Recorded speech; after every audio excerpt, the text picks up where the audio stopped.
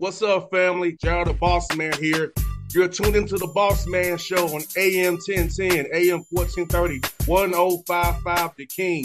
Let the King out at 105theking.com and the Bossman Show at bossmanshow.com. Hit me up on Instagram, the Bossman Show, Twitter at Bossman Show, and Facebook, Bossman Show. It's the Bossman on your radio. Listen to the Bossman Show with your host, JR, Saturdays at 9 a.m. right here on AM 1010, The King. What's up, good people? BetOnline is your number one source for all your betting needs. The latest odds, lines, and matchup reports for baseball, boxing, golf, and more. BetOnline continues to be the fastest and easiest way to place your wagers, including live betting and your favorite casino and card games available to play right from your phone. Head to the website or use your mobile device to sign up today and get in on the action. Remember to use your promo code BELIEVE, B-L-E-A-V, for your 50% welcome bonus on your first deposit. BetOnline, where the game starts. BS3 Network, changing the way you watch TV. Yes, BS3 Network, changing the way you watch TV, covering content and hot topics from A to Z, sports, music, society and culture, movie reviews, you name it, we have it. Check it out on bs3network.com or check us out on Roku, BS3 TV on Roku, as well as check out your favorite podcast on all podcast platforms or Spreaker.com/BS3 Network. You are now tuned to BS3 Network.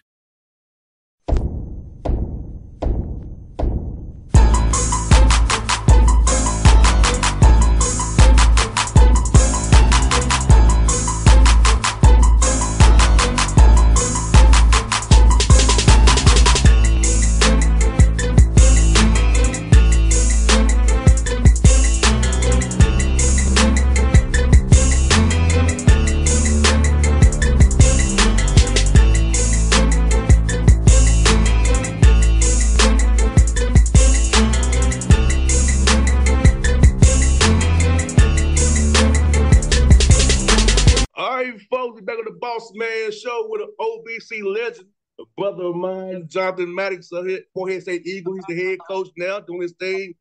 Hey, good to see you again, man. How you doing, bro? I'm great, man. Thanks for having me on. Definitely excited to be back at Morehead, and thanks for having me today. Looking forward to it.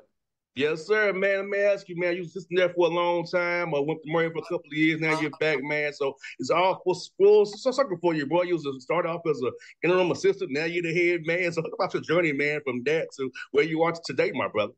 Yeah, it all came full circle, like you said. And probably didn't go the way I planned it to go, but it certainly I couldn't orchestrate myself. Got to give a lot of credit to the man above. I was here at Morehead. I originally came to Morehead in 2013 as a graduate assistant. So I was a graduate assistant for 2 years, moved up to director of basketball operations, and then interim assistant, like you said, and then got to be a full-time assistant. My last year here, I served as associate head coach. Then I went to Murray for 2 years. There was a good opportunity there with Murray State going to the Missouri Valley Conference. So I spent 2 years there with Coach Prome. And very fortunate enough to be back here as the head coach at Morehead State. And how's it been to be embraced by the people who loved you for years, known you for years, man? How's it feel, had that embracing of them and with support, having known the community is behind you already? Yeah, that was a huge part of it. That was a huge part of it. And obviously I learned a lot from Preston. He was great to me, really mentored me and molded me to become a head coach. So when he left, I definitely wanted to make a push to get this job, and had a lot of people behind me, like you said, people on campus, people in athletic department, people in the community, all the above. So that was certainly a huge part of it, and they made me feel more than welcome to be back, me and my family. And John, let me ask this, man, for you, how did you kind of prepare for this opportunity to become a head coach? When you're assistant, you got to be loyal to your guy and your head coach, but how do you prepare in your mind to get ready for this opportunity that you're in right now so it's not overwhelming once you get in that seat a few inches over? Yeah, I think several different ways. I think as an assistant, you should always be learning. Hey, man, this is what we're doing in our program. This is what the head coach wants. But hey, this is what I want to keep and what I want to implement one day. This is, maybe this is stuff I don't want to do one day. So I think you're always just learning and sorting and sifting through information. Hey, I like these, 4, 5, 6 core things. I don't like these 4, 5, 6 core things. This is what I'll change when I become a head coach. But the biggest thing is staying process oriented. I think as an assistant, and I would talk to Jonas Hayes. I got to give him a lot of credit. Amir Abdur-Rahim a lot of credit. They would always talk to me about carrying yourself like a head coach while you're an assistant. What does that mean? What does that look like? Dressing like a head coach, walking like a head coach, talking like a head coach, coming to your staff meeting with your own thoughts as if you were a head coach, coming prepared. So, I think you always want to carry yourself as a head coach, even when you're an assistant. 100%. And for you, man, as you build this program out, what's the plus of your program? You have to have a young man to have to be a part of this when say program. I know you're big on development. I know you're big on playing the right way. But what a young man must have intellectual wise and character wise to be a part of your program. Yeah, we talk about several different things. I've come up with this philosophy, Pound the Rock, which is a process-oriented approach. So I want guys who are process-oriented guys who aren't attached to outcome, who are wanting to do the work every day. It's a poem by Jacob Riis that says, when nothing seems to help, I go and look at the stone cutter, hammering away at his rock, perhaps as many as 100 times without a single crack. Then on the 101st blow, it splits in two. And I know it wasn't that blow that did it, but all those that came before. And that's a message I relay to our guys from day one. We're constantly talking about pounding the rock daily, getting a little bit better every day, and not just every day, in every aspect of your day. In the weight room, on the practice court, in the film room, in the classroom, in the community, in your personal life, all those things. And then we talk a lot about our core values here, which are discipline, doing what you're supposed to do when you're supposed to do it, how you're supposed to do it, toughness, what breaks you, mental toughness, like what breaks you, how can you withstand hard, how can you withstand adversity, cohesion, being a cohesive unit, sticking together, having close-knit bonds, and then gratitude, being thankful in all circumstances. So those are things we certainly look for in players we're recruiting. We talk about in recruiting conversations, and then once they get here, we really hammer home all those points I just made. And Jonathan, for you, man, with this new recruiting, man, with portal, I call it speed dating. So how do you kind of go about the vetting process to make sure these young men have these core values that let's discuss? Because, it's hard to vet somebody in a week or two, or on one visit. So how do you go about that, vetting a young man as you try to get them on campus and get them to commit to you guys in this whole new environment we're in now? Yeah, no, that's a great question and a great point you just made, because it is speed dating. That's probably the best way to describe it. Old school recruitments, when you're recruiting high school kids, especially, and even when you're recruiting junior college kids, old school way, you get in with them early, you develop deep relationships, you watch them in the spring, you watch them in the summer, they visit in the fall. It's a month-long, sometimes years-long process. And then with the portal, it is, man, you better make a decision on a young man quick, because once he enters that portal, he may be committed to a school in 4 or 5 days or a week or 10 days. So it's a super quick process. How do you go about the vetting? Is you got to be organized, and you want to talk to as many people as you can to get as much information on that young man as possible. His previous college coach and his college staff, we always make sure we reach out to the previous college coaches. Hey, what was the deal? Was he playing? Was he not playing? Why? All those things. And then you reach out to the people around him, his parents, his AAU or travel coaches, any previous coaches he had, and you try to get as much decision on that young man as you can. And then you have to make a quick decision. Once you get all the information, you got to go with your gut, whether that's yay or nay. You got to make a quick decision. If it's a yay, let's get them to campus as quick as possible, have a good visit, and try to get them done. And this summer for you, as you guys started working out here, is it more going to be team-oriented stuff or more development? I know what you're trying to, all these guys bringing these guys together, trying to want to get some concepts in there. So how are you going to kind of find the fine line between development versus putting in team stuff this summer during the workouts? Yep, a little bit of both. Right now, we just started on Monday.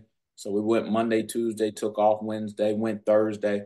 All of that was individual development stuff, skill work, added in some concepts, some conditioning as well, trying to work some guys back into shape, even though it's the summertime, just trying to get them in good baseline shape. Today we'll do a little bit more team stuff today and let them play. So the rest of the summer, it'll be a combination of both. We certainly want to get guys better individually, better shooters, better passers, better handlers. Pick and roll reads are obviously really important nowadays in the game of basketball. But we also, like you said, have to build in some teamwork, some team concepts, get some continuity, get some cohesion to become the best team we can be. And now for you with the scheduling piece of it, I know that's another hard part of your job, the scheduling, man. And, with Preston leaving, them Moorhead being good, for many years. Has it been different this year for scheduling games non-conference wise? More people more want to play you, or it's more the same, but they don't want to play Moorhead State? And there definitely is a respect factor with Moorhead State, with the job Preston Spradlin did. That definitely is a thing. I think it may be probably slightly easier for me right now being a first-year head coach.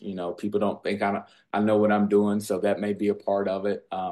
But we're piecing that schedule together piece by piece. We're close on a few games, so it's almost done.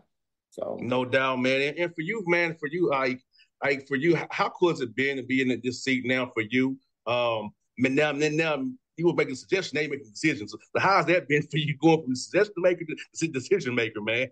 Yep, certainly an adjustment. As every head coach goes through, it's certainly an adjustment.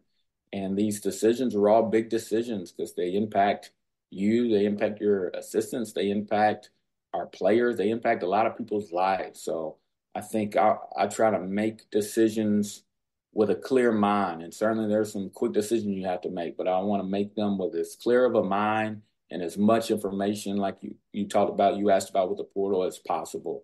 And then once you make that decision, man, that's the decision. Everybody's got to be on the same page, and we got to go out and execute whatever that decision is.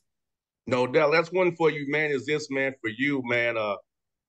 How has it been for your kids, man, to come back to a place they're so familiar with, man? And you and your wife, man, how have they been about this move? I know when coaching, when you all take jobs and move around, the family takes a lot of it too. Because sometimes you're away, you're not with them. But how cool is it for your family to come to a place that they knew already, and having them support of your wife and your children behind you as you take on this new journey, man?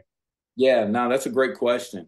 My wife's certainly excited to be back. She worked on campus. She worked in the community, so she got a lot of good relationships here. My kids are younger, so they're still trying to figure it out. But the good thing about them is they got a lot of people that know them and love them, even though they may not all remember the whole thing. They got a lot of people, a lot of friends, a lot of people that love them, know them, and support them.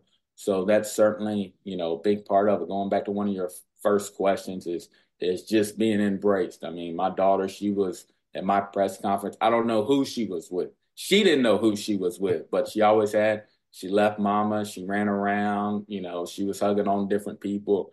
And that's certainly a good feeling. No doubt. Well, Jonathan, man, thank you. I'm glad you got this job, man. I remember seeing you as a young coach at OCC tournament at the Medicinal Auditorium when it was back there. So that's when I first met you, man, 13. You might not remember that, but it was 13. So, it's good to see you, full circle, seeing you work your way up, man, the way you are today, man. I'm happy for you, and I'm proud of you, brother. It's good to see you at Murray as well, and for graduation as well. So, but, man, I'm happy for you. Anything I can do for you, brother, I'm here to help you out, man. My man, I appreciate you having me on today. Anytime, bro. All right. BS3 Network, changing the way you watch TV. Yes, BS3 Network, changing the way you watch TV, covering content and hot topics from A to Z, sports, music, society and culture, movie reviews, you name it, we have it. Check it out on bs3network.com or check us out on Roku, BS3 TV on Roku, as well as check out your favorite podcast on all podcast platforms or Spreaker.com/BS3 Network. You are now tuned to BS3 Network. What's up, good people? Bet Online is your number one source for all your betting needs. The latest odds, lines, and matchup reports for baseball, boxing, golf, and more. BetOnline continues to be the fastest and easiest way to place your wagers, including live betting and your favorite casino and card games available to play right from your phone. Head to the website or use your mobile device to sign up today and get in on the action. Remember to use your promo code BELIEVE, BLEAV, for your 50% welcome bonus on your first deposit. BetOnline, where the game starts. What's up, family? Jared the Bossman here. You're tuned into the Bossman Show on AM 1010, AM 1430, 1055 The King. Check The King out at 105theking.com and the Bossman Show at bossmanshow.com. Hit me up on Instagram, The Bossman Show, Twitter at Bossman Show, and Facebook, Bossman Show. It's the Bossman on your radio. Listen to the Bossman Show with your host, JR, Saturdays at 9 a.m. right here on AM 1010, The King.